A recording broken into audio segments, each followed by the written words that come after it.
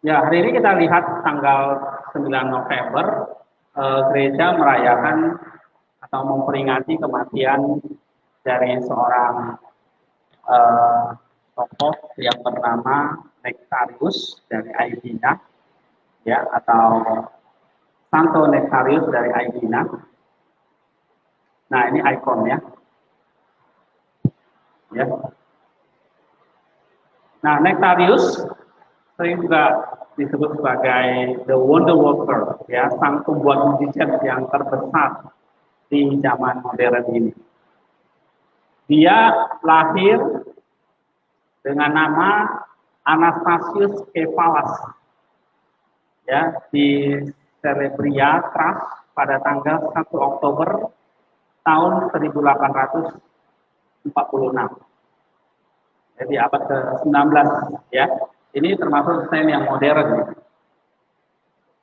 Lahir dari keluarganya yang miskin, Anastasius pergi ke Konstantinopel, ya, ketika dia berusia 14 tahun untuk mencari pekerjaan. Meskipun dia tidak punya uang, tapi dia meminta nakoda kapal untuk membawanya. Tapi kapten kapal itu menyuruhnya berjalan-jalan dan kemudian kembali. Anastasius mengerti, ya, artinya dia ditolak untuk naik ke kapal itu, ya, dan dia pun pergi dengan sedih. Nah, kapten kapal memerintahkan anak buahnya untuk menghidupkan mesin kapal, tapi ternyata tidak bisa hidup kapal itu, ya. Nah, setelah beberapa kali gagal, akhirnya kapten itu menatap Anastasius yang berdiri di dermaga. Lalu kapten itu mengasihi anak itu, menyuruh dia naik. Tapi begitu dia naik, mesin itu pun bisa dihidupkan, ya, dan kapal pun mulai berangkat. Anastasius mendapatkan pekerjaan dengan seorang pedagang tembakau di Konstantinopel, ya, tapi tidak menggaji dia dengan banyak, gitu. Nah, dalam keinginannya untuk berbagi pengetahuan yang berguna bagi orang lain, Anastasius ini menuliskan tulisan pendek, ya, maksim pendek dari buku-buku spiritual yang dia baca di kantong-kantong kertas, ya, dan paket tembakau dari toko tembakau itu. Lalu pelanggan yang membacanya, ya, penasaran dan akhirnya mendapat banyak berkat dari tulisan-tulisan di paket itu.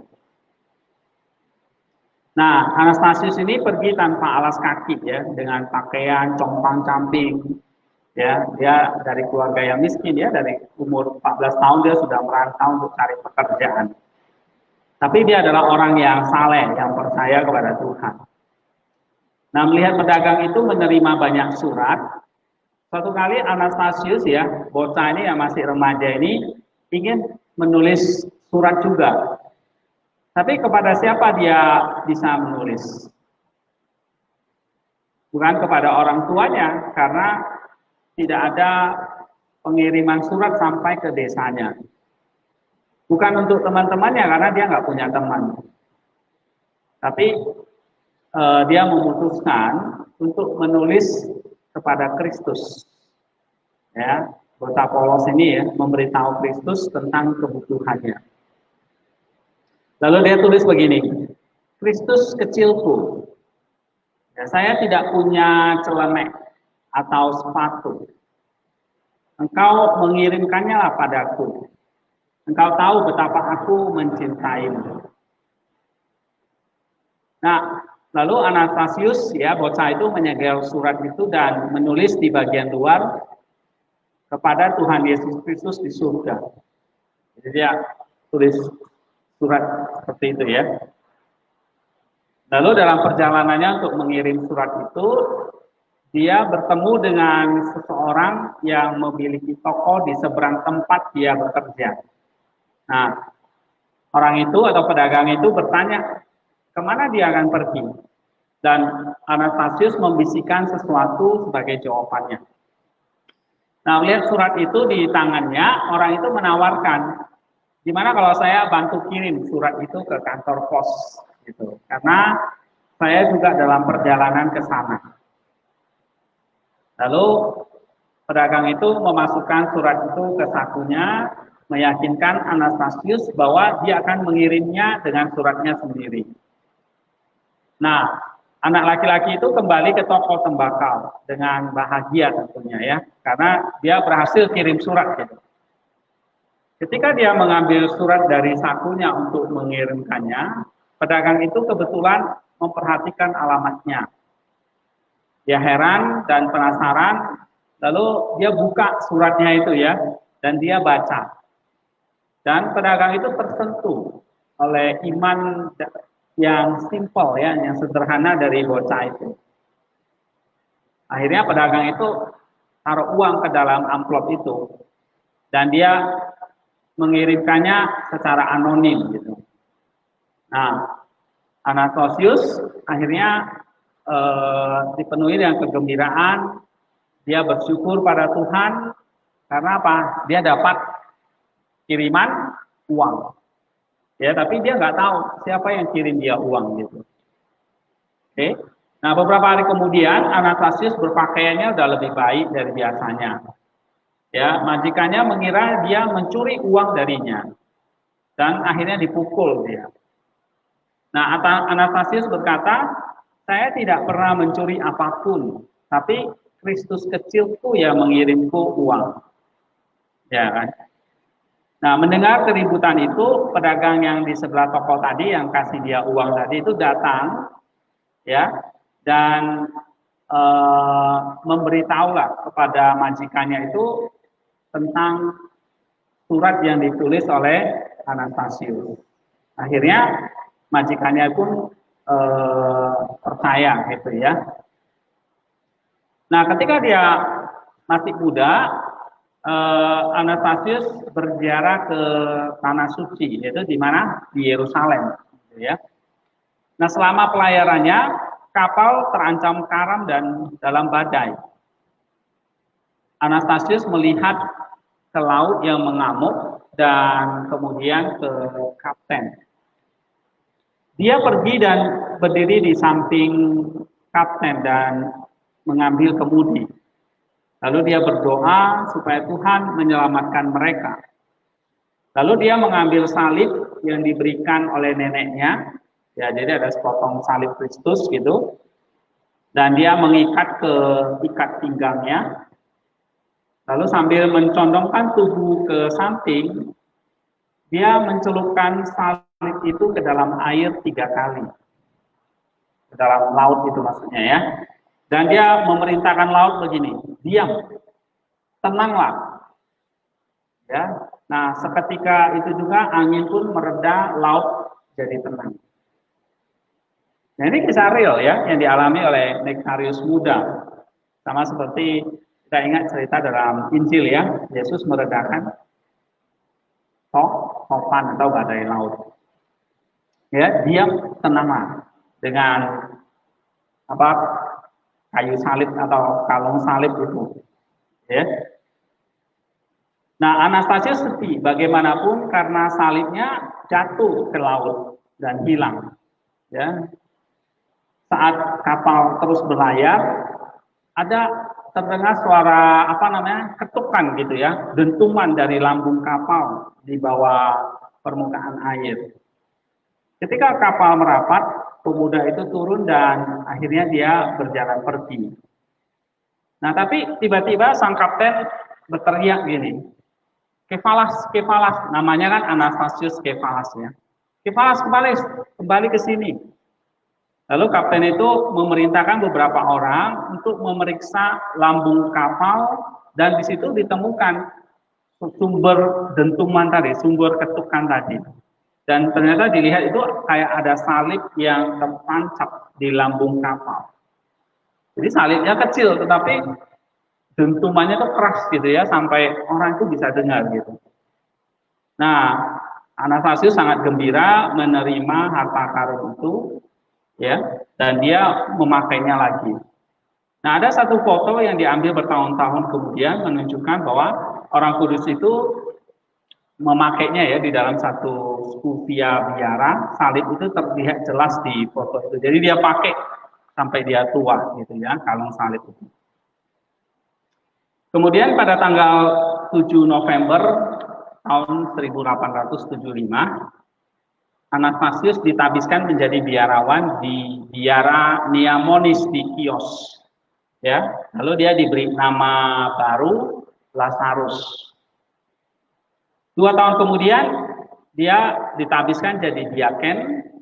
Nah, sejak itu namanya diubah menjadi Nectarius. Kita nggak tahu kenapa diubah jadi Nectarius ya, dari Anastasius menjadi Nectarius. Sampai sekarang ya dia dikenal sebagai Saint Nectarius ya. Kemudian Nectarius diangkat jadi imam atau jadi presbiter dan dia meninggalkan Kios dan pergi ke Mesir. Ya, di Mesir di Alexandria. Nah, di sana dia terpilih menjadi metropolitan Pentapolis. Jadi metropolitan itu kayak jabatan gereja yang mengepalai gereja-gereja di satu wilayah gitu. Ya, nah, wilayah di situ namanya Pentapolis. Jadi Nectarius jadi metropolitan di sana. Tapi ada rekan-rekannya yang iri tentang Nectarius ini. Ya, karena dia terus naik kan, dari diaken jadi imam terus jadi metropolitan. Nah, ada rekannya yang iri tentang Nectarius ini, tentang kebajikannya, khotbahnya, ya. Pokoknya segala sesuatu diiri sama mereka. Jadi gak heran ya, kita hati-hati tentang masalah iri hati. Ya, itu rekannya berarti ya sama-sama imam kan, itu juga bisa iri, gitu. Nah, nanti kita lihat ya cerita berikutnya. Para metropolitan lain, ya, dan uskup dari Patriark Alexandria atau di Mesir itu dipenuhi kebencian terhadap Nectarius. Gak suka dengan Nectarius ini. Ya, katanya sok baik lah, sok pintar lah, gitu. Ya, akhirnya mereka memberitahu sang patriark atau pemimpin gereja di Alexandria namanya Sophronius bahwa Nectarius itu berencana menjadi patriark sendiri. Jadi ada fitnah ya kepada Nectarius bahwa Nectarius itu mau ambil alih jabatan si Sophronius ini. Nah, mereka memberitahu bahwa kepada sang patriark bahwa Metropolitan Pentapolis atau Nectarius ini hanya menunjukkan kesalehan secara lahiriah untuk memenangkan hati umat gitu ya. Jadi Patriark dan Keuskupan Alexandria itu menyingkirkan Nectarius dari jabatannya. Ya, akhirnya jabatan metropolitannya itu dicopot. Ya, Patriark Sophronius menulis surat penangguhan yang memprovokasi dan spekulasi tentang alasan sebenarnya pencopotan Nectarius dari jabatannya. Jadi karena fitnah itu, karena dia mau menduduki kepatriakan, akhirnya dia disingkirkan. So, ya kadang-kadang di dalam gereja sendiri selalu ada hal seperti itu ya, politik, iri hati, saling menjatuhkan gitu. Ya. Dan ini dialami oleh Nectarius. Nah, tapi Nectarius tidak dilarang menjalankan fungsi keimamatannya. Artinya dia masih diizinkan berfungsi sebagai uskup ya. Dia masih bisa melakukan liturgi gitu. Ya, jika ada yang mengundangnya, dia bisa mengadakan pernikahan atau pemberkatan, baptisan, dia masih bisa. Tapi harus memperoleh izin dari uskup setempat. Nah, Nectarius menanggung cobaannya dengan sangat sabar. Ya, tetapi mereka yang mencintainya mulai menuntut untuk mengetahui kenapa kok dia disingkirkan. Melihat hal ini dan menyebabkan gangguan di gereja Alexandria, jadi mulai ribut ya, ada orang-orang yang nggak setuju dengan pemecatatannya, mulai mencari tahu, tapi Nectarius itu nggak mau ribut.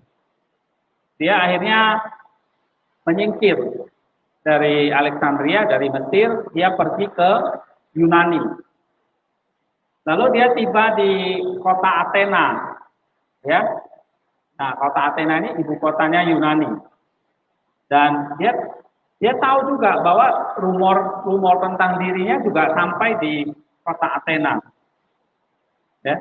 Surat penangguhannya hanya mengatakan bahwa dia telah disingkirkan karena alasan yang diketahui oleh patriark. Dan itu semua fitnah ya yang dipercayai. Karena negara dan otoritas gereja tidak akan memberi posisi ya, sebab dia sudah dipecat dari metropolitan, maka akhirnya dia sampai di sana nggak ada sarana apa-apa. Ya, tidak ada tempat tinggal untuknya. Lalu dia setiap hari pergi ke Menteri Agama, urusan agama dan spiritual di Yunani untuk meminta bantuan. Sampai orang-orang di sana itu bosan ya dan mulai menganiaya dia. Suatu hari ketika dia akan meninggalkan kantor Menteri Agama itu, Nectarius itu bertemu dengan seorang teman yang dia kenal di Mesir. Ya, terkejut menemukan uskup yang terkasih dalam kondisi seperti itu. Teman itu berbicara kepada menteri dan meminta agar ada hal ya, ada sesuatu yang diberikan untuknya. Maka Nectarius pun akhirnya diangkat menjadi seorang pengkhotbah yang rendah hati di satu keuskupan kecil bernama Pitiena dan Eubea. Ya. Nectarius tidak menganggap ini sebagai hal yang memalukan, meskipun di sana cukup seorang biarawan yang sederhana aja yang bisa mengisi, sudah bisa mengisi posisi itu. Tapi Nectarius dengan humble dia menerima itu. Ya. Lalu dia pergi ke Eubea untuk berkhotbah di gereja-gereja dengan penuh semangat menjalankan tugasnya. Tapi rumor tentang dirinya, tentang skandal yang terjadi di Mesir itu terus mengikutinya. Terkadang ketika dia sedang berkhotbah, orang-orang mulai tertawa dan berbisik gitu ya tentang dirinya. Ya, dia biarin aja. Ya, jadi kalau ada orang yang ngomongin kamu lah, macam-macam gitu ya, memfitnah kamu, coba kita harus belajar kayak Nectarius ini. Orang yang tidak bercela mengundurkan diri dari posisinya dan kembali ke Athena. Nah, kata apa ya, bisikan-bisikan orang itu. Nah, pada saat itu beberapa orang mulai menyadari bahwa rumor ini nggak benar, karena mereka tidak melihat apapun dalam hidup atau percakapannya yang menunjukkan bahwa Nectarius itu bersalah. Ya. Kemudian dengan bantuan dan pengaruh mereka, akhirnya Nectarius itu diangkat sebagai direktur ya di sebuah seminari Rizarios di Athena pada tanggal 8 Maret tahun 1894. Nah, sampai pada Desember 1908 dia menjadi direktur di seminari itu. Nah, Nectarius memimpin liturgi di seminari, ya kayak sekolah kayak seperti ini ya. Dia mengajar para muridnya, menulis buku, ya, lalu mendidik mereka ya di dalam spiritualitas. Nah, karena dia adalah orang yang pendiam, Nectarius tidak peduli dengan kebisingan dan hiruk-pikuk Athena. Nah, Athena ini kota besar ya. Dia ingin pensiun di satu tempat di mana dia bisa berdoa. Nah, di Pulau Agina namanya. Ya, dia menemukan satu biara yang terbengkalai yang didedikasikan untuk Allah Tritunggal Maha Kudus.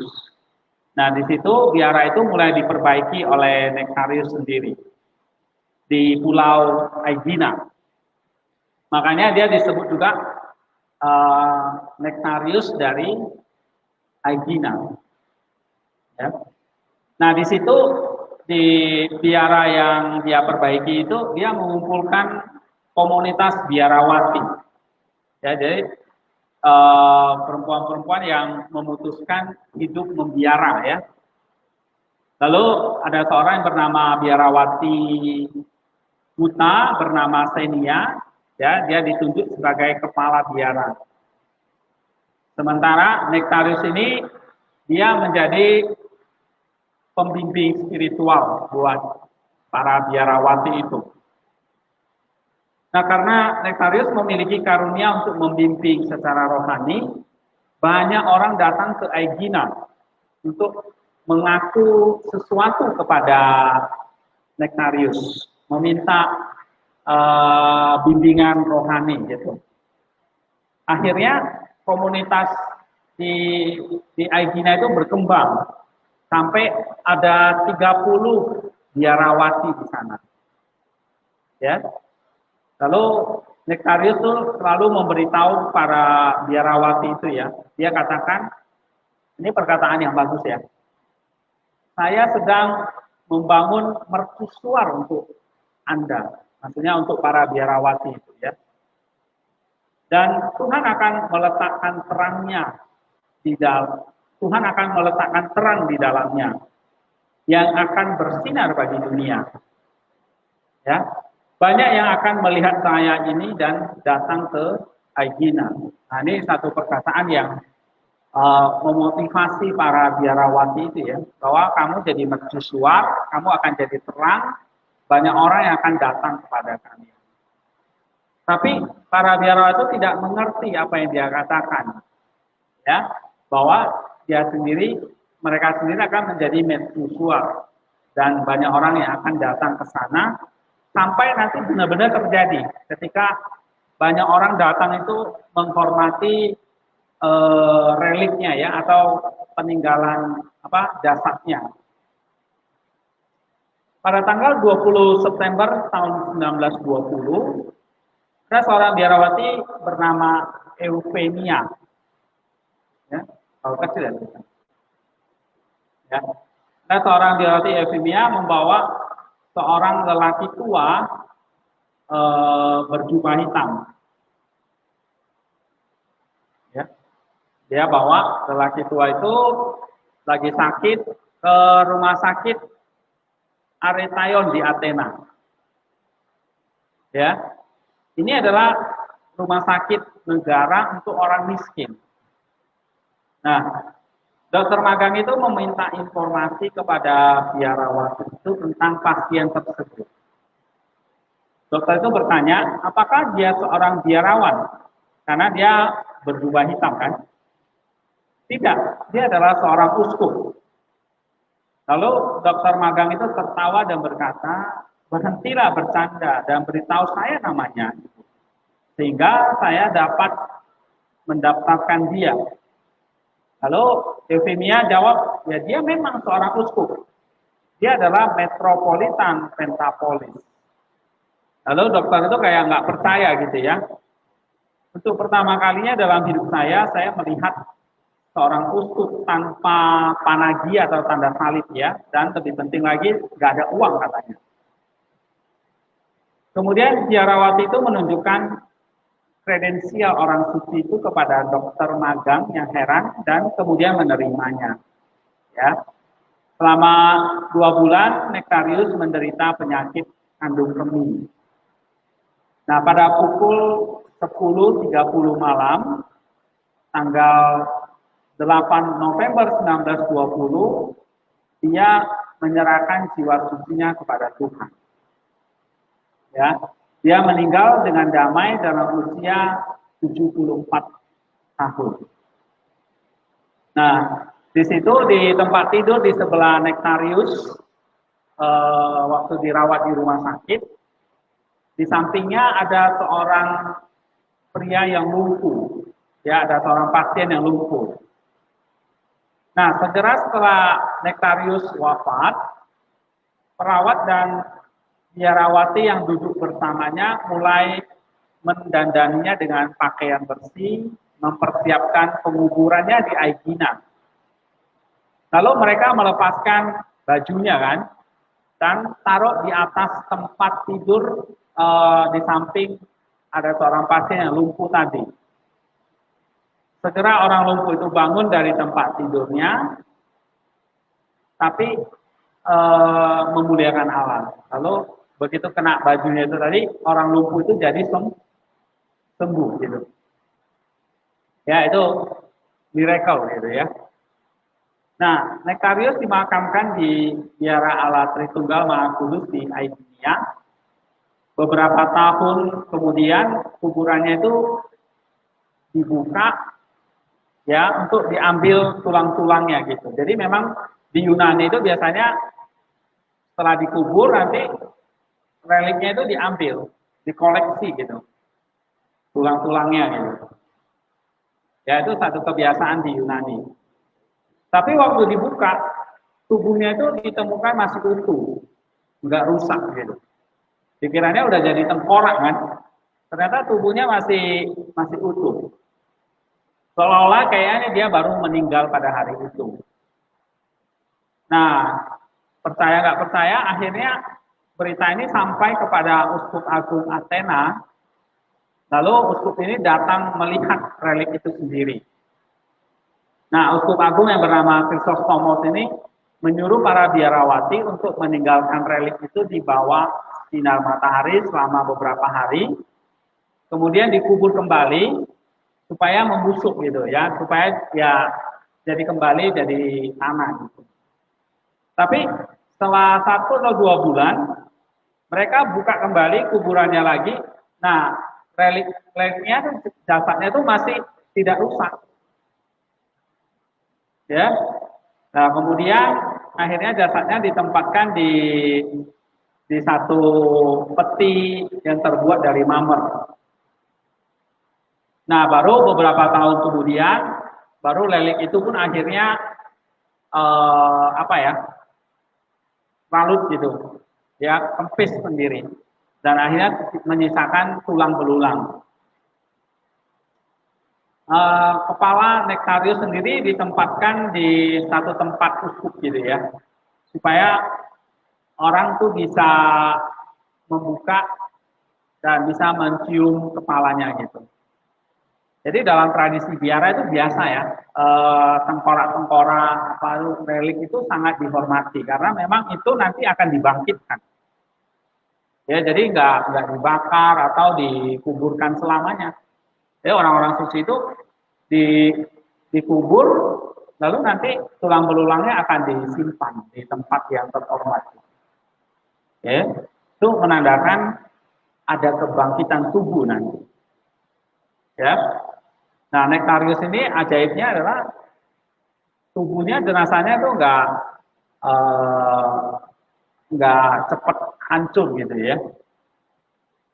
Nah, Nectarius dimuliakan oleh Tuhan karena seluruh hidupnya adalah doksologi yang tiada henti bagi Tuhan. Ya, baik selama hidupnya maupun setelah kematiannya, Nectarius itu melakukan banyak sekali keajaiban. Maka dia disebut wonder worker, banyak menyembuhkan orang sakit.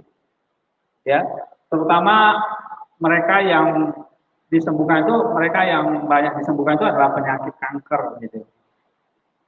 Dan banyak gereja juga yang memakai nama Nectarius ini ya. Nah, gereja memperingatinya setiap tanggal 9 November. Ini ada him yang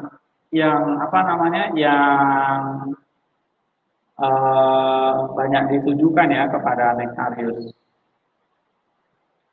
Nih, misalnya dalam nyanyian him salah satunya adalah dikatakan dia adalah pembuat paradoks miracle. Ya, kita tahu dari cara hidupnya yang awalnya sangat miskin, tapi Tuhan terus menyertai dia. Ya, Tuhan menyertai senang dengan perkataannya. Oke, dikatakan di sini dia menyinari Injil dengan terang yang mulia kepada semua orang beriman. Ya, sehingga dia dipenuhi oleh kemuliaan dari Roh Kudus. Dia sering dianggap saint yang banyak menyembuhkan penyakit ya pada saat dia hidup, maupun banyak orang datang tuh menyentuh reliknya dan disembuhkan. Gitu. Ya. Nah ini Nectarius. Ya. Ada satu perkataannya yang luar biasa ya dari Nectarius ini. Dia mengatakan seperti ini ya tentang kebahagiaan. Dia katakan happiness is a pure heart. Kebahagiaan itu adalah memiliki hati yang murni. For such a heart becomes the throne of God.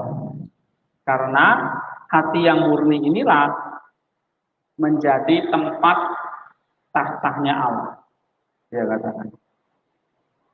Ya, ini salah satu perkataan dia yang terkenal ya. Happiness is a pure of heart. Is a pure heart. For such a heart becomes the throne of God. Jadi benar ya bahwa hati kita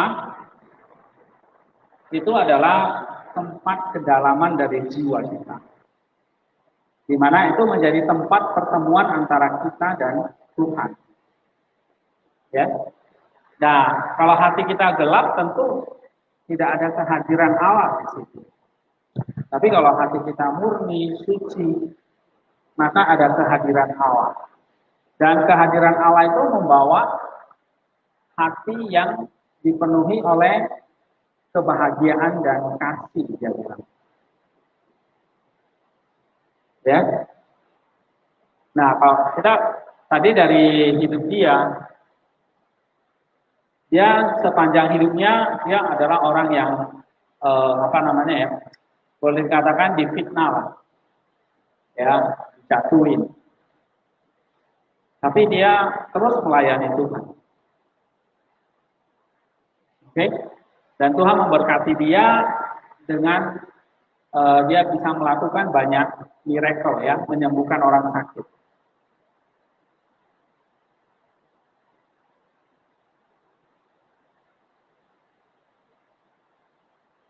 Oke, tadi pujian tadi ini ya, reliknya itu banyak menyembuhkan orang sakit. Reliknya itu tidak binasa. Nah ini banyak pujian yang diberikan kepada Nectarius. Dikatakan the sweetest nectar of the fruit of God. Ya. Jadi khotbahnya itu sangat bijaksana, sangat menginspirasi. Ya. Dia membangun sebuah monasteri ya di Aegina. Sampai sekarang masih ada monasteri itu. Jadi tepat hari ini memperingati 100 tahun dia wafat. Ya, 1920, tahun ini tahun 2020. Pas 100 tahun. Oke. Ya. Nah, itu kita lihat ya, gimana teladan iman dan perbuatan dari seorang Anastasius atau Nectarius. Ya. Oke, kiranya ini memberkati kita semua. Ya. Satu hal yang penting adalah apa? Kesetiaannya, ya kan? Walaupun dia difitnah, dia tidak membalas. Nah, itu menunjukkan bahwa kasihnya kepada Allah itu luar biasa. Ya. Oke, kita break dulu. Nanti kita akan masuk lagi ya.